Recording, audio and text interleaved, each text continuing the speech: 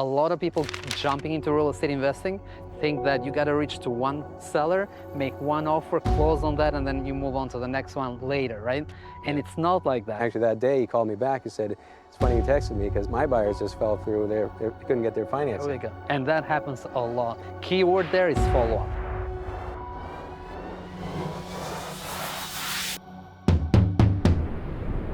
Hey guys, Enes, Whiteacre Properties. I'm taking you guys on the road today.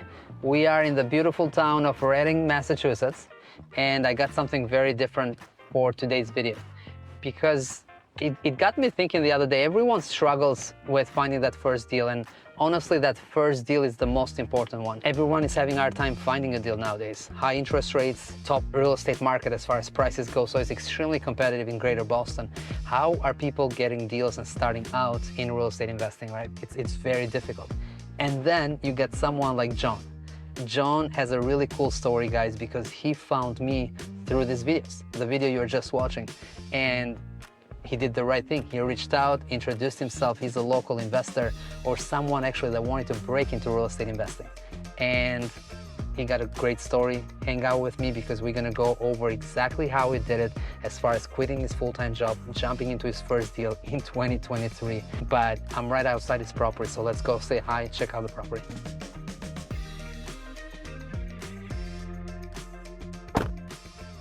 See you.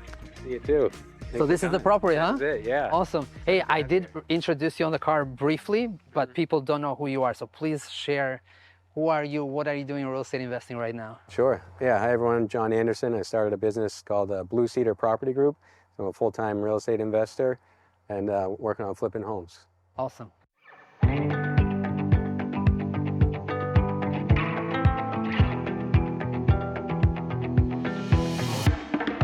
John, let's talk about mindset first. I would love to share with everybody watching what it takes, honestly, to jump into real estate investing in 2023. High interest rates, high prices, extremely competitive in Greater Boston. And you made a big leap of faith, yeah. Right? Like what happened there?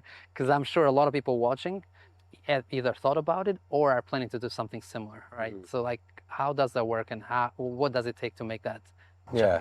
Yeah, for me, I think what I'd recommend is, figure out what your goals are. I think everyone's goals are probably a little bit different. And, making money is great, but what does your lifestyle want to look like? What do you want to build? So when I was thinking about it, I tend to think of myself as risk averse, but like once I understand the risks, I like to go after it. And so like I'm very data driven. I'm a systems guy. But so I had 20 years in data and analytics consulting, but wanted to figure out, there's more to life. And I have 3 young kids, ages 10, 7, and 4, a wife.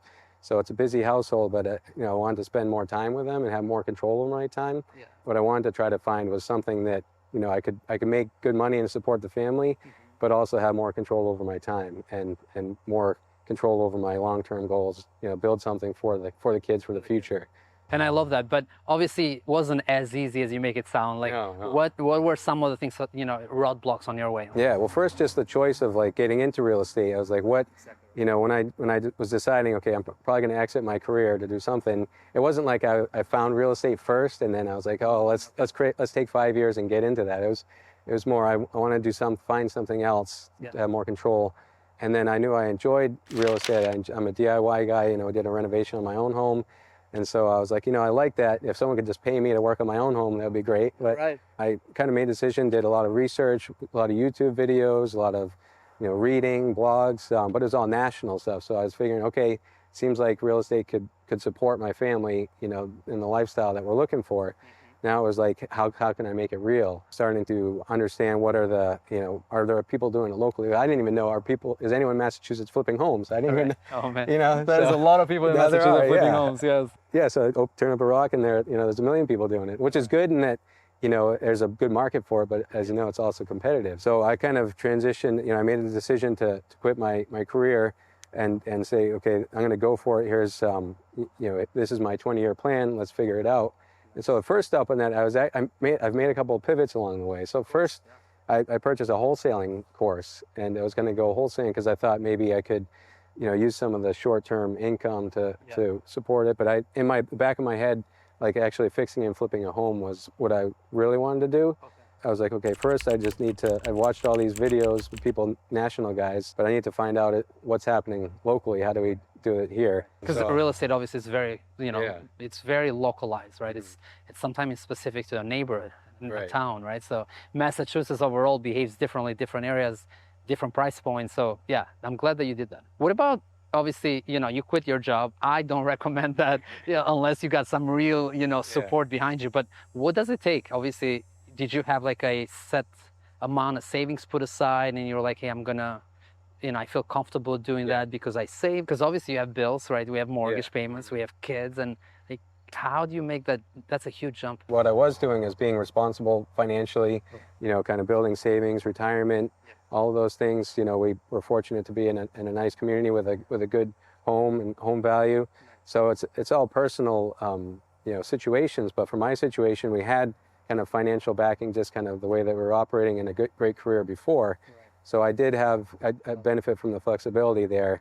And you know, my timeline to becoming profitable was probably a little different than my wife's. You know, she's like, yeah, we got to make money right away. When I told her I'm going to quit my job, she was, you know, Wasn't too happy about it. Yeah. you know, so in my mind, I have like, you know, a year or whatever to figure out something, you know, reevaluate every couple months, you know, is this going in the right direction? Yeah. And then, like I said, I had great support from my company that I left. Like, they're great people, and they supported me in the transition in multiple ways. No, that's huge. So let's talk about that process. You know, where did you go and hang out with? Who did you ask questions? And how long it took you to this first deal? Sure, yeah. So 6 months ago from this point is when I quit and went full time. And it was right around that time, I think, I first met you. And again, trying to think, you know, how do I do this locally? So just searched meetups, real estate investing meetups. Yeah. And I ended up going to one of your meetups 6 months ago in the middle of the winter time. And just curious, did you find me on YouTube first and then came to the meetup, or was it vice versa? You know, it's funny. I think I found the meetup first, and then, but it was kind of right around. And then I started looking at YouTube, and I saw your YouTube channel, which is awesome. And I was like, this guy is really giving great information, you know, numbers and details, like locally.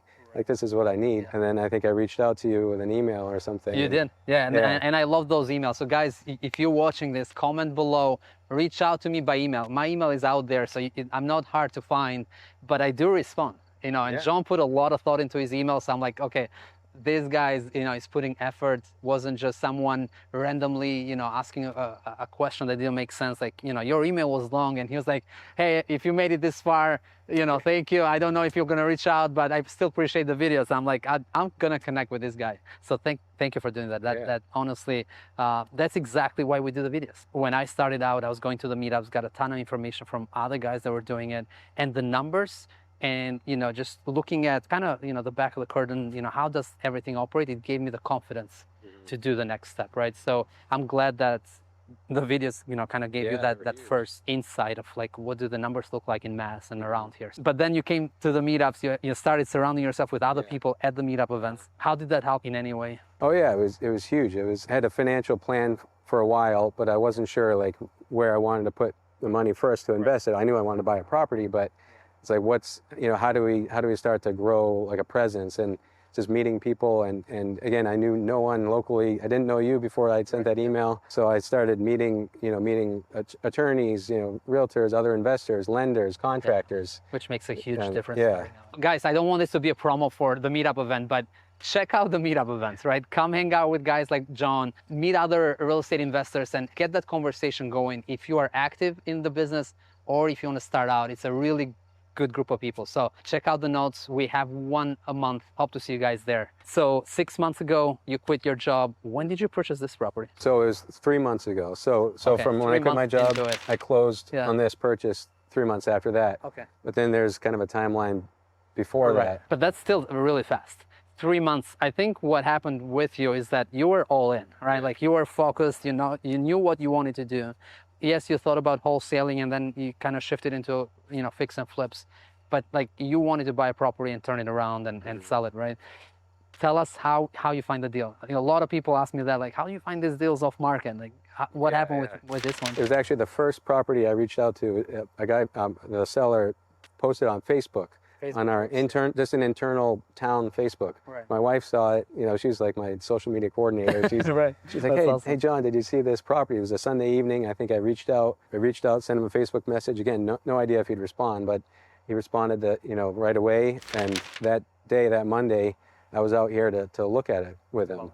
And it's coincided. And this was probably like a month after I quit. And that coincided with I was going to your beginner real estate investing course. Yeah. And so it was like, the Tuesday before we were talking about how to talk to sellers.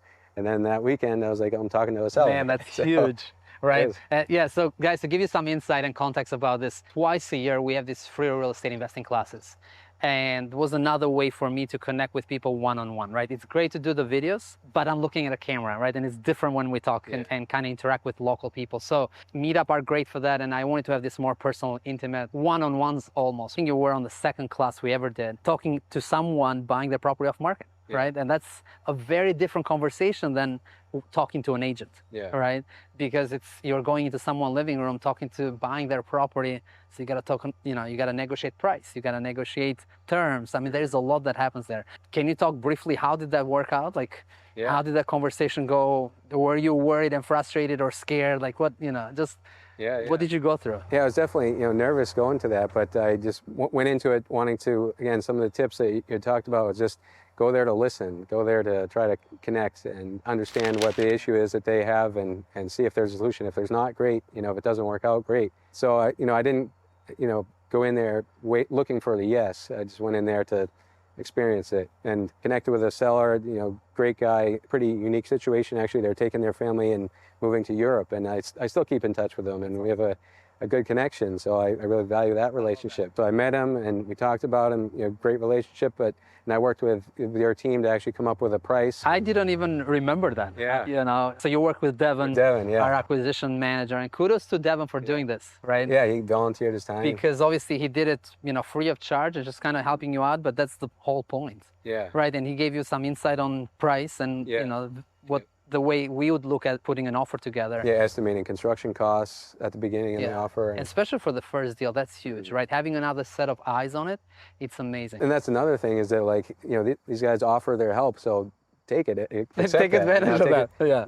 Don't just say okay and then not follow up, but follow up and know where it's going to go. No, that's exactly right. Happy to do that anytime. So let's talk about price. You did share how you found the lead, right? It's just a lead at this point, and you came set with somebody. Tell me about what price they wanted, what did you offer, and how did you go to closing? Because there were a couple steps there that's unusual. Yeah. So again, it's competitive. It was off market, but it's still competitive. They posted on the Facebook group, and we got 6 offers, I think, even within a day or two.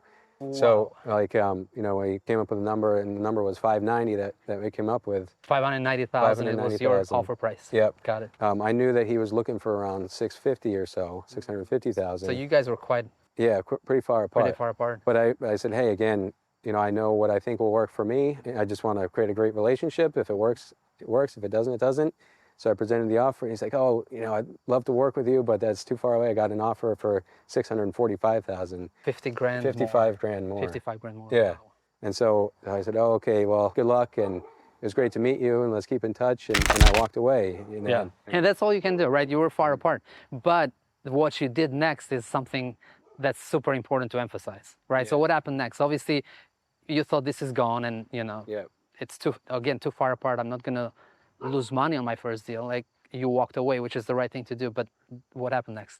Yeah, so next, a couple of things happening. One, meeting more people, networking, meeting other investors, and so I started building a team of relationships with a contractor, great contractor. We'll talk about, lender, attorney, making offers, both on and off markets. I started making offers on market just to meet agents and to, I knew, again, it's very, very hard to get a good deal on market, so I wasn't expecting to really buy something, but it was more meet the agent and, kind of free networking and come in with an offer, it's a credible offer. And by doing that, you're also analyzing numbers, right? So you're just kind of spending time in real estate, right? Which is that's the most important thing, analyzing numbers, going out there, looking at properties. So that's the activity that can make you money. Yeah, and so I knew I was doing the right activity, but still, I hadn't found a property, but, generating a lot of momentum and leads and getting ready. And then I also, like I said, I kept in touch. So I followed up, So I made the offer, a month after I quit and went full time. And then it was probably another month or two after that, I followed up. I said, hey, I know you guys are moving to Europe soon. Hope it's going well. Good luck. It's great to meet you. And texted him. And actually that day he called me back. He said, it's funny you texted me because my buyers just fell through. They couldn't get their financing. There we go. And that happens a lot, Yeah. guys. That happens a lot. So keyword there is follow-up, right? A lot of people jumping into real estate investing think that you got to reach to one seller, make one offer, close on that, and then you move on to the next one later, right?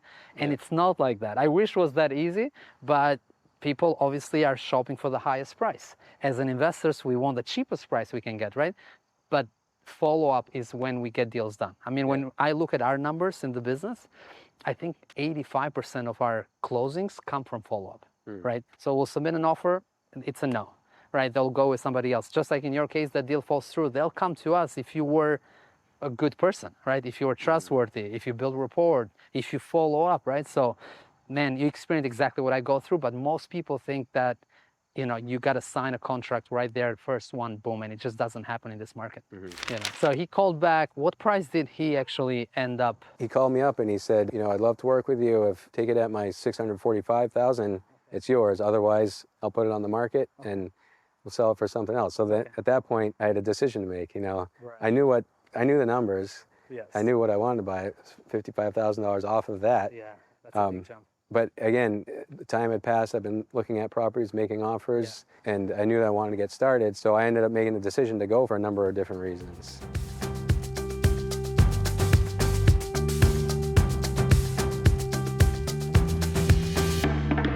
We left off talking about your decision to go up on price $50,000 to get this deal done.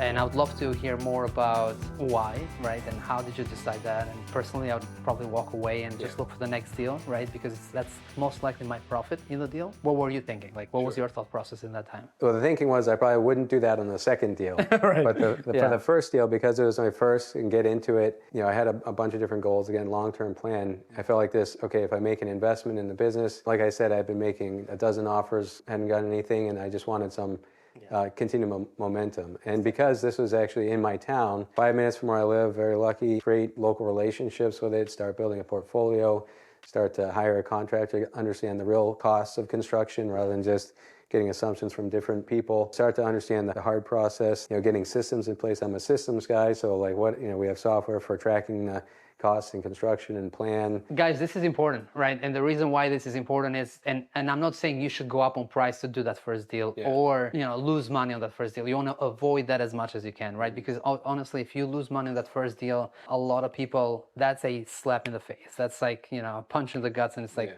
I'm out, right? I'm not going to do this. You'll survive that. And I know even if you lose money on this one, you'll be able to go to the next one. But for most people, that first deal got to be profitable to give you the energy, the money you need for marketing and, to do the next deal. Let's talk about financing. I would love to know how you secured your loan, because this is a, high price point, right? This is not a entry level for a lot of towns. It's definitely up there on price.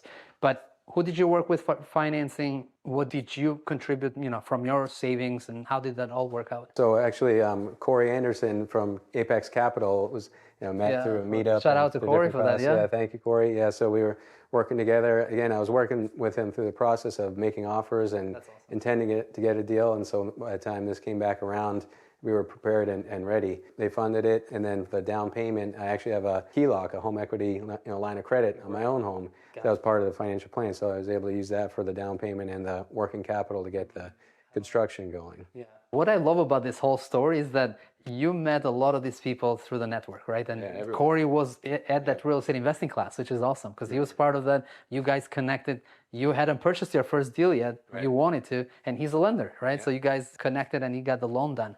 But how much do they fund as far as towards the purchase price? How much of the construction do they fund, and what type of rates do they currently have? A lot of people probably are wondering, like, if this is $650,000, how much did you bring out of pocket from that HELOC? Yeah. And how much did Corey actually fund? It's a different scale for depending on the experience. So because it was my first deal, they funded 80% of the purchase price. Okay. And then 100% of the construction, which at the time I had budgeted $85,000. So $85,000. So they would put in, it was probably $515 or something like that to purchase, Okay. and then plus an $85,000 construction holdback that I could use throughout the purchase. And then out of pocket, you know, it was probably 130 or 140,000 for me on the down payment. Yeah, no, thanks for sharing that. And obviously, the goal of the video, but also of my channel, is to share real numbers, right? That's the whole point, guys. We're not here, again, trying to paint this, you know, picture of real estate investing being easy and you know, extremely profitable. We want you guys to get real numbers, right? And real numbers in this case is that you got to have 100,000 or more coming from you somewhere. Right. Maybe you borrowed from your mom and dad. Maybe you borrowed from your friends. Maybe it's your own savings. It can be a HELOC, right? I got a HELOC on my own personal property. You can take the HELOC, use it for renovations on your house. But in this case, it can be a great resource as a real estate investing, right, down payment. The thing to keep in mind, though, is that HELOC you got to pay back at some point. So this deal got to work out. Otherwise, John is going to have a hard time paying that HELOC back, right? So obviously, that's why it's important to find a deal that's going to make you a profit. It sells, you take that money, you pay back the HELOC, right? And you keep moving. But having that source of funding, it's awesome because you can tap into it anytime. So I love that you did that. All right, let's go into the kitchen and we'll talk renovations. One thing that we talked about in that class, and obviously that you went through this, is that you need to know that construction budget up front. Yeah. For two reasons. One, to run your numbers. Is this a profitable deal, right? Because if you're only putting 50K into the renovations and it turns into 100K, that's an issue. Yeah. And two, Corey, the hard money lender, he's going to fund you 100% of that construction. So if you don't know what that number is, how are you going to borrow funds accurately, right? Yeah. So again, going to your class, your beginning, you know, real estate This is turning class. into a promo for the class. It is or what, the meetup. it was awesome. Yeah. Guys, So this wasn't planned at all. It's just I'm glad that you found value on it. a ton of value. You know, I wouldn't be here without it. So you shared, you know, your calculators, your assumptions, so different levels of. Is it a cosmetic rehab? Is it a cosmetic rehab with a kitchen and bath gut? You know, is it full gut? Is it full gut and structural? Is it new construction? So having different like dollars per square foot assumptions there that's where I started. And then, you know, this house here was in really good shape, you know, good structurally, and you know, it was just needed to be updated, mostly cosmetically. So basically, you went into the spreadsheet.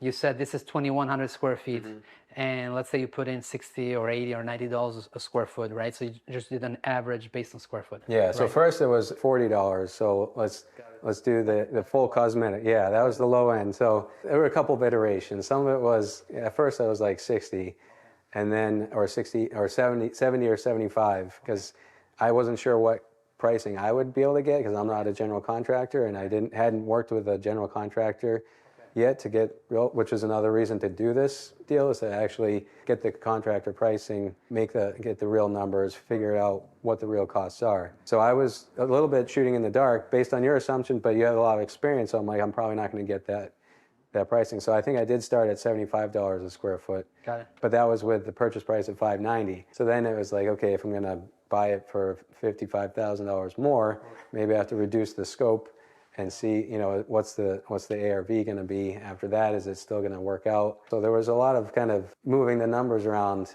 at the beginning. And one thing I want to say, guys, don't ever move numbers to make the picture look like the way you want, right? I mean, you know, I like what John is doing here. I know that I hope you don't lose money, but even if he loses a little bit of money, he's going to get a ton of experience and he's going to make it on the next one because he's persistent, he's focused, he's gonna make this work. But someone starting out, I'd love for you guys to make money on that first deal. So have a spreadsheet, plug those numbers, make sure those numbers are accurate, but don't try to kind of move it around to make this deal work because you really fell in love with the property or with the project, right? This is a numbers game. Like, you got to be profitable. Yeah. Like, if you want to stay in the game, you got to be profitable. And for me, moving the numbers around was more, okay, let's reduce the scope, and if it's a different ARV and a different product, a different outcome, can it sell for a different I understand, amount? 100%. Yeah. Now, did you actually look for a GC even before closing? Yes. Yeah. Yeah, okay. before. Tell me about that a little bit. So while I was making offers to the other place before I had this under contract, you know, continue going to meetups and networking, and I met at the GC Kyle. there, Yeah. Kyle Souza from Mass Home Remodeling. Shout out to Kyle, he's amazing. Kyle's amazing, a bright guy, you know, young GC, very motivated, great mindset. Yes. He stood up in one of the meetups and introduced himself to the group. And afterwards, I went and talked with him, met him, and introduced myself and said, hey, I'm looking for a GC. You want to start working together or figuring it out? And So then we just kind of went from there. He helped me with a couple of estimates on other offers. And yeah, once this hit, I was in close contact with him. We actually, so by the time, so back to the timeline, so I quit 6 months ago. Within the first month, I made this offer. Right. It came back after another 2 months. Yeah. But then we closed in 10 days. So once I got the call from the seller, you had 10 days to close from that point. Oh boy, wow. Because they had, they were moving to internationally this timeline, or it's going to go on the market or something. So I was ready and worked with Corey and Apex and Kyle. That's huge, because honestly, 10 days to close, that doesn't happen on like if you're trying to work with a bank on that, it's not going to work out. You just title alone, just doing the title work is like 5 days. Yeah. So working with someone like Corey, where they're experienced, they can turn it around fast. That's huge. That's where a hard money lender brings value in that quick timeline. So that's awesome. And shout out to Megan Alaru too, as an attorney. There we go. So you're sharing all the secrets, man. All our vendors. But no, I'm just joking. Yeah, Megan is amazing. We work with Megan a lot, and obviously she's another key component of making this work, right? Yeah. The attorney working with the lender, working with contractor. That's amazing. People struggle with making decisions on what to keep, what to renovate, what to demo. Yeah. What to do with the layouts, what to do with the fixtures. So how did you go about the budget itself and the scope of work, right? I started at that $75 a square foot assumption, the 2,100 square feet. And then we brought it down to a number. And honestly, might not recommend this all the time, but that target number, so it started at 85, but we changed that, we bumped that up to 130, just because we were looking at the market as well, and again, with the ARV being kind of a big range, it was like, okay, well, where are we going to fall within that range? Is it worth it to go for the lower end and kind of get out of here quickly? Or is it, is there a way that we think we can push and get towards the higher end of the ARV? And thinking about the goals for my business and reputation, things I wanted to put out a certain product. And with the numbers kind of showing me that the profit potential might be similar if I'm going towards the low target versus the high target. But the high target also has more upside potential.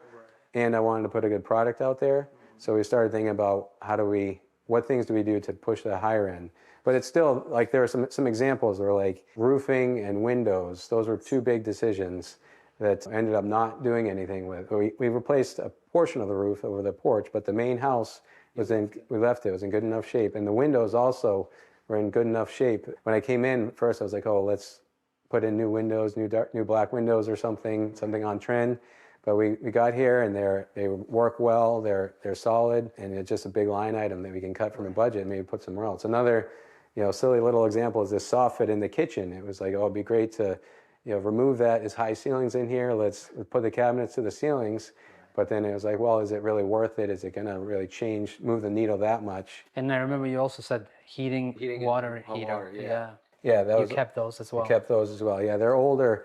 And again, if I had a larger budget or a bigger ARV, I'd replace those, but they work well. And in the area, it's not uncommon to have older mechanicals. Got it. So people that are watching, they're probably wondering what your profit margin looks like, right? Everyone loves this fix and flips because how much money they make. And obviously it's a numbers game. So far, you did tell us how much you paid for it, but let's actually give some real numbers. Sure. As far as, again, let's go over how much you paid for it, what your construction budget is, or where you might end up, and then soft cost, any commissions, just, again, rough numbers, but I would love to give a range of what the profit looks like here. Yeah, so in terms of the numbers, so $645,000 was the purchase. $645 purchase price. Yeah, be around $135, $140 for construction. $140 for construction. Yeah, $75 to $80 for holding costs and financing costs. Yep, soft costs. Okay. And then around $38, $40 for sales commissions, staging, things like that. And staging, got it. Yeah. Okay. So you're shooting for it's your ideal number? So the number, so $895 would be like the list price, the break even actually. Okay. Oh, $895 is break even point. Yeah. How much you guys are thinking of listing the property for? That's another kind of discussion with Matt, with the real estate agent. Yeah. There's different tactics. Do I price it low and have a bidding war? Do I price it high or where I want it? Yeah. Seems like locally, all the properties that are selling really well, and it's really a hot market right now, kind of listing it lower and then there are things going for 10, 20, 40, 70, Over 100 asking something price. over asking. And So that's exactly the strategy we implement. yeah. So I like that. So I actually we haven't talked through numbers yet, what we'll list, but in my head I'm thinking 849, 859. 859, got it. So Something you're like shooting that. for an ideal world of 50 grand profit would make you feel good about it, Yeah. right? Yep. Yeah. Yeah, I mean, with my goals here, if I break even or make a little bit, I'd be happy. But yeah, 50 grand profit, which would mean we'd sell at 945 or something like that. Again, there's nothing wrong in learning or in gaining as far as like the profit. It's not in dollars, it's in experience, right? That's how you're looking at it, and that's perfectly fine. Yeah, good luck. I would love to know what you guys list and what's, we'll probably have to update everybody that's watching exactly what you got for it. I'm really hoping that this turns, well for you guys, and it gives you, the capital to spend on marketing moving forward. John, tell me about the closing. I know you closed the other day. So what happened there? Any takeaways? Yeah, no, the closing went well. We settled we had the buyers, signing all the paperwork and things like that. One interesting story, we can get into it a little bit. I was just finishing up a small punch list item the night before closing. So I had built a custom range hood for over the oven, and I was making some adjustments, and I ended up cracking the cooktop of the electric range the night before. So I ended up having to buy a new range in order to get the closing. But other than that, everything went smooth. But yeah, that was an extra cost that hadn't been thought of before. But things happen like that, right? I not totally understand this construction. There's a lot of moving parts like that, and unfortunately, damages like that can happen. It's not good when it's last minute, right? And not something you were planning to replace, but it is what it is. Let's talk about what does that bottom line look like. I'm not sure if all the numbers came in as far as paying all contractors and the closing costs, right, from the closing you just completed. But that would be good to share roughly what you ended up with in this project, and then any takeaways now that everything is said and done. Yeah, sure. Yeah, well, it just closed a couple of days ago, so there's some final accounting left to do, some true ups and things like that. But generally, and as we talked about earlier, this one is unique in that it was my first project. Decisions to be made about the strategy of what level of renovation do we do and things like that. So where we ended up, we listed the property for $925. So we're thinking again, what's the strategy for listing? Do we list it low and have kind of multiple offers? Do we list it where we think it's at? In the end, since we're entering the fall market and the market in town was strong, but activity was lessening. There were fewer offers on properties. Some properties were sitting. Properties that were were nicely done were still going, but fewer offers. So we ended up deciding to list it where we thought there was a value. So we listed it at $925, and then it's nice that we actually got full listing price. So we sold it for $925. So that worked out well. So in terms of the numbers, I purchased it for $645. And again, we talked about how that was high, and there was a number of reasons I did that. It was my first project. I wanted to get started. Wanted to create a local presence here, start a portfolio, relationships, work with contractors, things like that. So I wouldn't do that again in purchasing that high.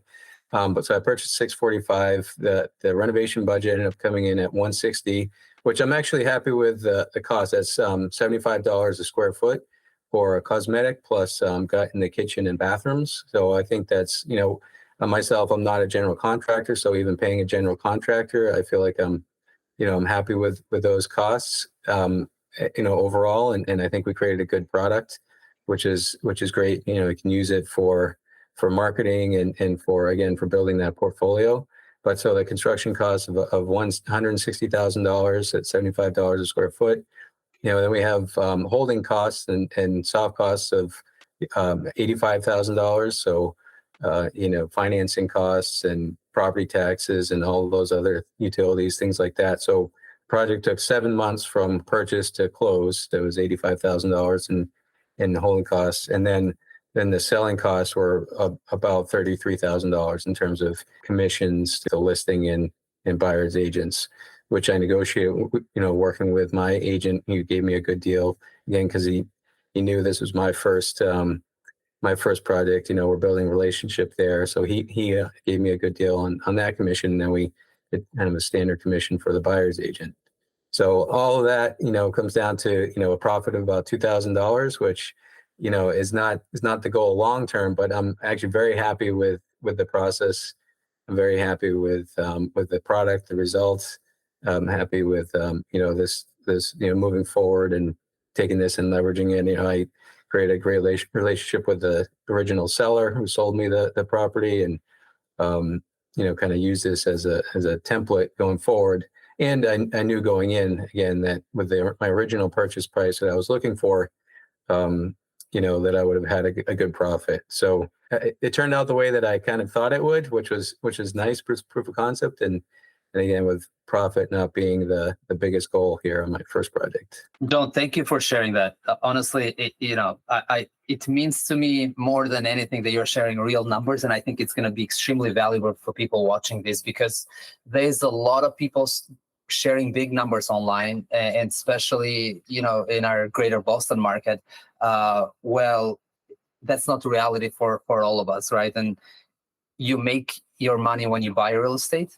I think why I love this video that we're sharing is because you are sharing real numbers and you are actually tracking everything, right? A lot of people will say, well, I made 50 grand, I made 100 grand. But when you look at all the costs they have, the holding costs, the commissions, I mean, everything that goes into a project, that's not the real number, right? You know, $2,000, it's not what we're shooting for, right? I know you wanted to make 50, but that's a real $2,000 and you're able to track it. So kudos to you for keeping an eye on that. And honestly, it's not about, for you at least, for the first one, wasn't about making a huge profit, right? Was about learning. So there is a lot of value in that. Again, I'm extremely happy that we're able to share real numbers. Cost per square foot, that's an important number for people to know, because in greater Boston costs a lot more than other parts of the country. Track your numbers. In real estate investing, I've learned this the hard way. You need to know your numbers. You need to know how much you're going to spend. You need to know all the costs, because you need to understand how much your real profit is, right? Like John said, he was shooting for 50, ended up with 2,000. A lot of learning there for, you know, now moving forward. So to wrap this up, what would you do differently next time? Any lessons, any takeaways? How does your business going to change moving forward? I'm curious. Yeah, no, definitely. That's a great question. I mean, I'm happy with the end result and with the product that was created. I think some things that, well, I know next time I'll not purchase as high. And I, again, knew that going in for the goal of the first product. So the next project, I understand the purchase price that I'll stick to.